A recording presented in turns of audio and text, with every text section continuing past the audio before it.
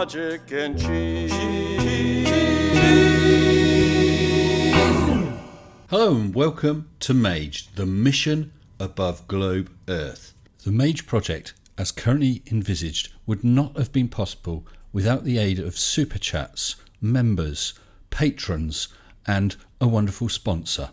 Mr. Sensible is proud that Mage, the mission above globe Earth, has been sponsored by Bob the Science Guy and his channel, Common Sense Science.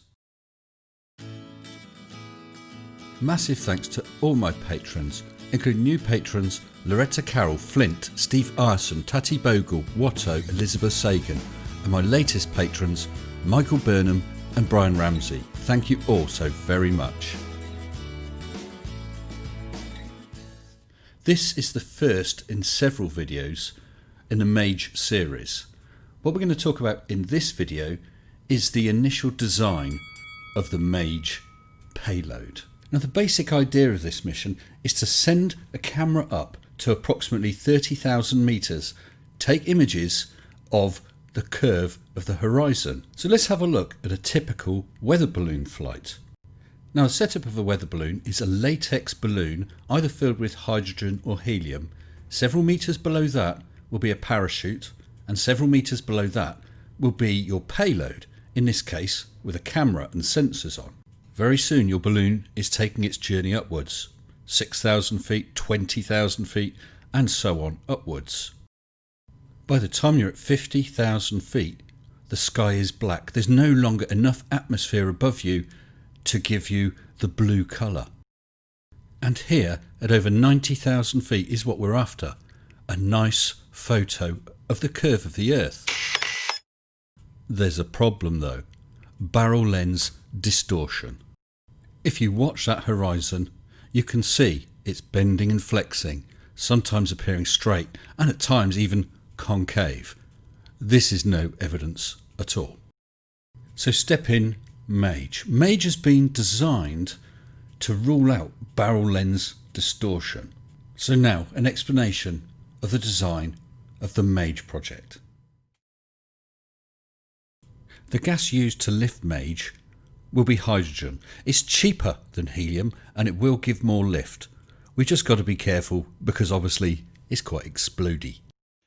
So the main payload is going to be a box constructed of this foam, which will help keep everything nice and warm during the flight.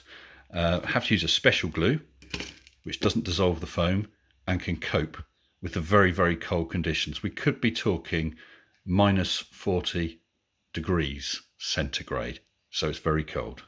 So I'm going to send up my little cheapo action camera, Victor 1080p. Problem is, it's got a wide angle lens. It'll give us a nice wide view, but that's going to show distortion. But that's okay, because I managed to get hold of and borrow a second camera. This one is a GitUp GIT2P 90 degrees lens. So with this camera, we're not going to get that barrel distortion. And that is crucial for Mage. Yes, we got the wide angle lens so we get a nice panoramic view from up there because, hey, we're going up there, we want to take a good look. But we also want to take an image of the horizon without the distortion caused by a camera lens. The GitUp GIT2P 90 camera is the camera that's currently planned to be used for the flat Earth imagery. It has a Panasonic sensor, a 90-degree field of view, no distortion and no fisheye. Many things in the Mage project are currently still subject to change. Details and specifications of the camera that is finally used during the Mage launch will be provided in the videos that document the launch. The issue with both of these is the battery. Now they are lithium batteries, but in the cold they will not last very long. So in order to help power them for a flight, which could be a total of 2 3/4 hours, battery packs, extra battery packs. These are LiPo battery packs, 2,600 milliamp hours each. That should keep us going for the full flight. So the idea is that the wide angle lens camera will just catch big, nice panoramic shot. This one is the one for our flat Earth experiment. Now I just know that when this imagery is returned, flat earthers are still going to say, oh, that's all distorted. So I had the idea of a reference frame. What we'll do is have some bright yellow line strung across the field of view. To keep it strung tight, we use a small spring. So at all times, we got a perfect straight line to measure against. So that rules out flat earthers' complaints. With any of those images, if they claim it's distortion, they can, with a graphics package, run a straight line along the line of the string, which shows there is no distortion. The next problem will be tracking the payload. We have to find it, otherwise this whole thing has been for naught because we've not got our film back or the equipment. We could go for a cheap tracker which uses the cell phone system. That's okay, as long as it lands in an area with cell phone signal. We could go expensive and get satellite tracking. That requires line of sight to the satellites at all time, which means if the payload tips over, we lose our signal and we can't find the payload.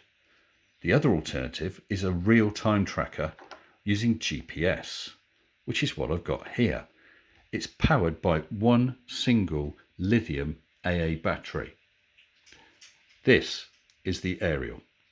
Doesn't need much, 10 milliwatts.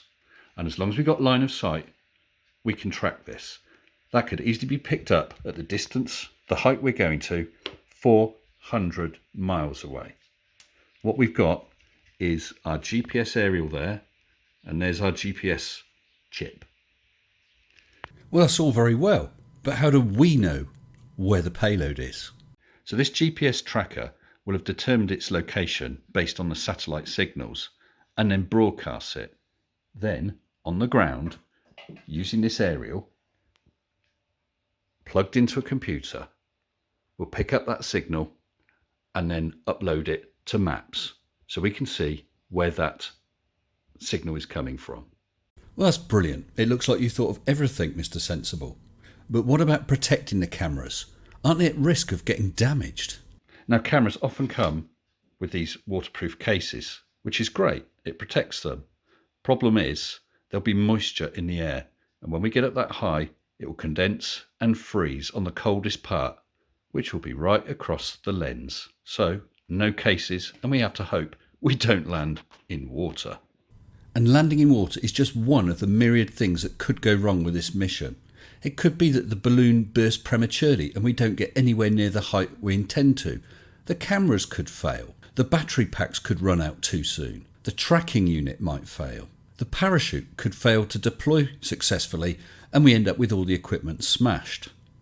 As you can see, there's a lot that could go wrong. Right now, working on an estimate of the payload being around 500 grams, maybe a little more. That weight is going to be dropping from a height of 30, 32, maybe 34,000 metres. The target we're aiming for is 30,000 metres, but often with manufacturing differences, the balloon may lift us a little higher. Fingers crossed. We don't want half a kilogram of mass landing on anyone's head, and we don't want the equipment to smash. So what we need to do is slow it down. For that, we size a parachute to cope with the weight and give us a descent rate of around 5 meters per second. These strings will attach to the payload. This loop is where the balloon is attached above. As soon as the balloon bursts and the whole lot starts to drop, the parachute will be forced open and gradually start slowing the package down. Initially, it will be going around 200 miles an hour. By the time it gets to the ground, 5 meters per second, which is about 10 or 11 miles an hour. Even though the basic design is settled, I'm still thinking about possible changes I could make. Now I'm considering the possibility of putting a third camera in. A third camera would point upwards so that we can see the balloon throughout the flight. It will start off at around a metre and a half diameter. By the time we get up to bursting point, we could be talking 8-9 metre diameter balloon. Issue is, another camera is more weight. That third camera will need a third battery pack. Now, the more weight we add, the more gas we'll need, we'll need to get a bigger chute, which means I might have to replace the one I've got. And then we could be talking about less altitude unless I go for a bigger balloon. All these different parameters need to be balanced against each other. So there's still more work to be done. And until that's all done, can't even start physically building the payload. So let's have a look at the actual design of the payload itself. At its most basic, the payload can be nothing more than a box. Inside, we put everything that we want to lift. In our case, battery packs, tracking device, some cheese and some cat biscuits for a side experiment, and a very unique prize that you can win, so keep watching all the Mage videos. On one side of the payload box, poking through it, we mount our camera for the experiment. This camera is the one with the 90-degree lens, so we're not going to get barrel distortion. On the far side, 180 degrees opposite, we mount the second camera, the one with the wide-angle lens. As I said, this is just so that we can get some great views while we're up there. And now the reference frame. This is what makes Mage special for a flat Earth experiment. On each side of the payload, an arm is fitted, and then a yellow line is strung across the ends of it.